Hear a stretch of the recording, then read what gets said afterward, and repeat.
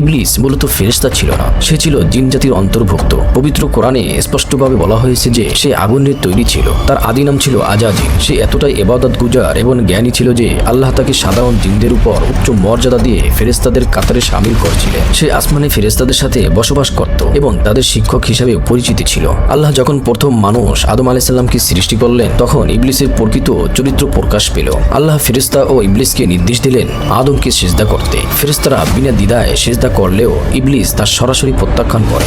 সে যুক্তি দেয়, আপনি আমাকে সৃষ্টি করেছেন আগুন থেকে আর আদমকে সৃষ্টি করেছেন কাদা মাটি থেকে। আমি তার চেয়ে শ্রেষ্ঠ, কারণ আমি সৃষ্টি হয়েছি আগুন থেকে। তার এই বংশগত বা জাতিগত অহংকার ছিল তার প্রথম পাপ। সে আল্লাহর আদেশের চেয়ে নিজের যুক্তিকে বড় করে দেখেছে। ইবলিসের এই অবাধ্যতা ও অহংকারের কারণে ইবলিস আল্লাহর রহমত থেকে বিতাড়িত হয়। তার নাম হয় ইবলিস, যার অর্থ আল্লাহর রহমত থেকে চরম হতাশ। সে কিয়ামত পর্যন্ত বেঁচে থাকার সুযোগ প্রার্থনা করলে আল্লাহ তা মঞ্জুর করেন। তখন সে চ্যালেঞ্জ করে যে সে বনি আদমকে চারপাশ থেকে ধোঁকা দিয়ে পথভ্রষ্ট করবে। সে আল্লাহর উদ্দেশ্য করে বলেছিলেন, যেহেতু আপনি আমাকে পথভ্রষ্ট করেছেন, তাই আমি অবশ্যই আপনার সরল পথে মানুষের জন্য ওত পেতে বসে থাকবো। সেই ঘোষণা দেয় যে মানুষ চারদিক থেকে সে আক্রমণ করবে। সে সামনে থেকে মানুষকে আক্রমণ করবে এভাবে, মানুষকে পরকাল নিয়ে সংশয় ফেলবে এবং দুনিয়ার মোহে অন্ধ করবে। মানুষকে সে পিছন থেকে ধোঁকা দেবে এভাবে যে সে দুনিয়ার ধন সম্পদ ও বিলাসিতার প্রতি অতিরিক্ত আসক্তি তৈরি করবে। সে ডান দিক থেকে মানুষকে এভাবে ধোঁকা দেবে যে মানুষের নেক আমল বা ভালো কাজের মধ্য দিয়ে সে লোক দেখানো ভাব বা অহংকার ঢুকিয়ে দেবে।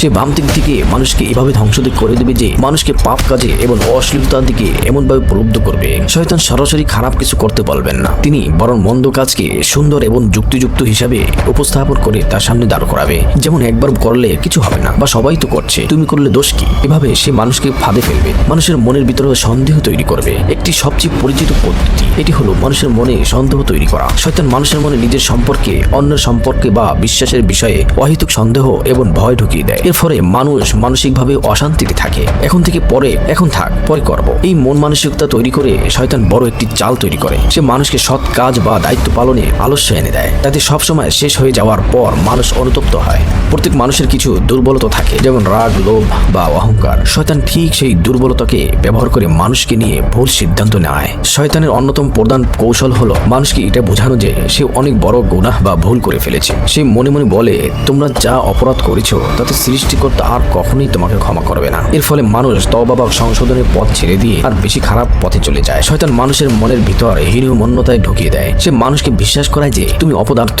তোমার দ্বারা কিছুই হবে না, তুমি সবার চেয়ে পিছিয়ে। এই নেতিবাচক চিন্তা মানুষকে অলস এবং লক্ষ্যহীন করে তোলে। ভবিষ্যৎ সম্পর্কে অহেতুক চিন্তা ও দারিদ্রতার ভয় দেখানো শয়তানের একটি কাজ। সে বর্তমানের সুখ বা প্রশান্তি কেড়ে নিয়ে মানুষকে সারাক্ষণ কাল্পনিক এক বিপদের আশঙ্কায় রাখে, যাতে মানুষ বর্তমানের ভালো কাজগুলো মন দিয়ে করতে না পারে। অনেক সময় শয়তান মানুষকে অভাবের ভয় দেখায়। এর ফলে মানুষ সৎ পথে থাকার আত্মবিশ্বাস হারিয়ে ফেলে এবং ভুল পথে, যেমন ঘুষ, সুদ বা জালিয়াতি পথে পা বাড়াতে থাকে। কেন শয়তান নিরাশ ছড়ায়? হতাশ মানুষ সমাজ এবং সৃষ্টিকর্তা উভয় থেকেই বিচ্ছিন্ন হয়ে পড়ে। নিরাশা মানুষকে মানসিকভাবে পঙ্গু করে তোলে, ফলে সে কখনো গঠনমূলক কাজ করতে পারে না। চরম হতাশা থেকে মানুষ আত্মঘাতী সিদ্ধান্ত বা নেশার মতো আত্মধ্বংসী পথ বেছে নেয়। শয়তান মানুষকে বোঝাতে চায় যে তোমার ভুলগুলো এত বড়ই যে ক্ষমা পাওয়ার কোনো পথ নেই। এই চরম নিরাশা মানুষকে আরো বড় ভুলের দিকে ঠেলে দেয়। একটি কথা মনে রাখা জরুরি, শয়তানের ধোঁকা কেবল বাইরে থেকে আসে না, অনেক সময় আমাদের ভিতরের প্রবৃত্তি এর সহায়ক হিসাবে কাজ করে। সচেতনতা এবং ইতিবাচক চিন্তা এই ধোঁকা থেকে